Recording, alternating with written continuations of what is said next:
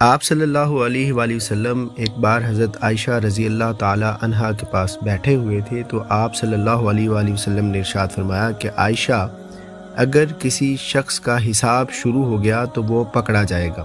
تو یہ بات سننے کے بعد حضرت عائشہ رضی اللہ تعالی عنہا نے ارشاد فرمایا کہ یا رسول اللہ، یہ جو قرآن پاک میں اللہ تعالیٰ نے آیت نازل فرمائی تو پھر اس کا کیا مطلب ہے؟ آگے بڑھنے سے پہلے نئے آنے والے دوستوں سے گزارش ہے کہ وہ ہمارا چینل لائک، شیئر اور سبسکرائب کر لیں اور بیل آئیکن کو پریس کر لیں، اس سے آپ کو اور اسلامی ویڈیوز موصول ہوں گی۔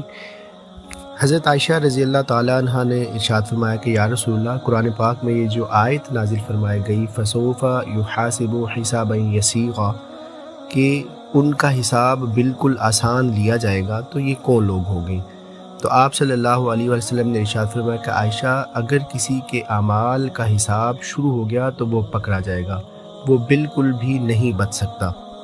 اور یہ جو آیت نازل فرمائی گئی فَسَوْفَ يُحَاسِبُ حِسَابًا يَسِيرًا، کہ تمہارا حساب بالکل آسان لیا جائے گا، تو یہ بات بالکل ایسے ہی ہے۔ جب مومن کو اللہ تعالیٰ کے حضور پیش کیا جائے گا تو کہا جائے گا کہ تم جاؤ اور تم کو بخش دیا گیا، وہ ایک صرف پیشی ہوگی اور کچھ بھی نہ ہوگا۔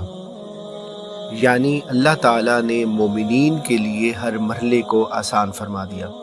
اس لیے دعا کیجئے کہ اللہ تعالیٰ ہم سب کو ایمان نصیب عطا فرمائے، آمین۔